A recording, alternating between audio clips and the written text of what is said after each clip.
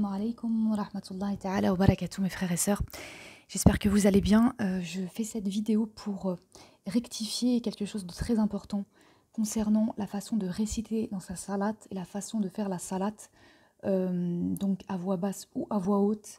J'avais fait une vidéo il y a à peu près 4 mois où je remettais en question la manière de faire parce que j'avais trouvé un verset qui allait, je croyais, dans ce sens.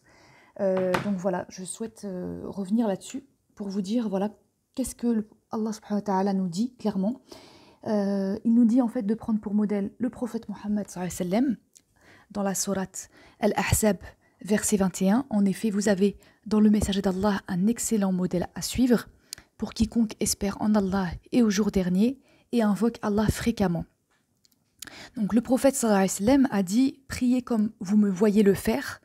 Donc le prophète sallallahu alayhi wa sallam, il récitait le Coran à haute voix dans la prière de l'aube et au cours des 2 premières rak'a, des 2 premières prières de la nuit, et d'autres fois il le faisait donc à voix basse. Parmi les textes qui évoquent la récitation à haute voix, on a donc des références, notamment un hadith qui a été rapporté par Al-Bukhari 735 et par Muslim 463, d'après Jubayr ibn Mu'tim radiallahu anhu, qui a déclaré avoir entendu le messager d'Allah sallallahu alayhi wa sallam réciter la sourate 52 dans la prière du Maghrib.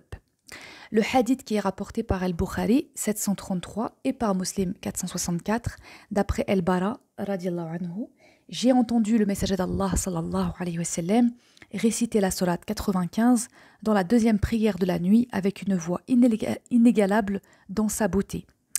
On a aussi le hadith rapporté par Al-Bukhari 739 et par Muslim 449 d'après Ibn Abbas radiallahu anhu, qui est relatif à la présence des djinns pour écouter le prophète Mohammed sallallahu alayhi wa sallam qui récitait le Coran. On y dit qu'il donc dirigeait la prière de l'aube pour ses compagnons radiallahu anhum et que des djinns étaient venus écouter sa récitation. Donc, ces hadiths, ils indiquent que le prophète sallallahu alayhi wa sallam il récitait le Coran de manière à se faire entendre par tous les présents. Et on a aussi donc la récitation à faire à voix basse dans les 2 prières de l'après-midi, à savoir Dhuhr et l'Asr, avec d'autres arguments. Donc, on a dans un hadith qui est rapporté par Al-Bukhari 713, d'après Khuba radiallahu anhu, en réponse à une question qui a été posée en ces termes, le messager d'Allah sallallahu alayhi wa sallam récitait-il le Coran dans les 2 prières de l'après-midi? Oui. Comment le saviez-vous? Grâce au tremblement de sa barbe.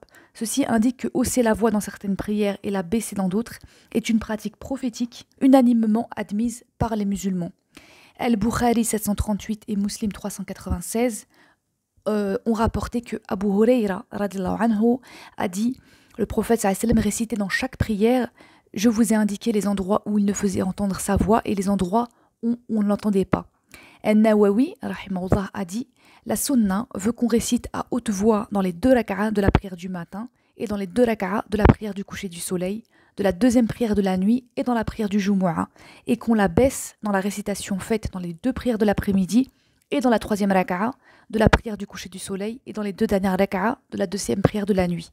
Tout ceci est l'objet d'un consensus chez les musulmans fondé sur des hadiths authentiques et concordants. Ça, c'est extrait de Al-Majmu' Shara' al-Muhaddab 389. Ibn Qudama rahimahullah a dit « On récite à voix basse dans les 2 prières de l'après-midi et à haute voix dans les 2 premières rak'a des 2 premières prières de la nuit et de la prière du matin. On se réfère en cela à la pratique du prophète Mohammed sallallahu alayhi wa sallam qui s'atteste dans les traditions reçues des ancêtres pieux et de leurs successeurs. Réciter à haute voix là où on doit le faire à voix basse est contraire à la sunna, mais elle n'invalide pas la prière du concerné. » Ça, c'est extrait d'Al-Mourni de 270. Donc voilà ce que je souhaitais rectifier.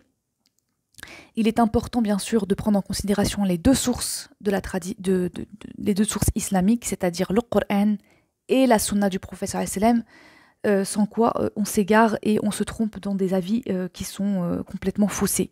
Voilà, donc je souhaite laisser pour le moment la vidéo que j'ai faite et je vais justement mettre le lien de celle-ci afin de ne pas mettre les personnes dans l'erreur. Et voilà, je demande pardon à Allah et je vous demande aussi pardon à vous pour cette grave erreur. Wassalamu alaikum wa rahmatullahi ta'ala wa barakatuh.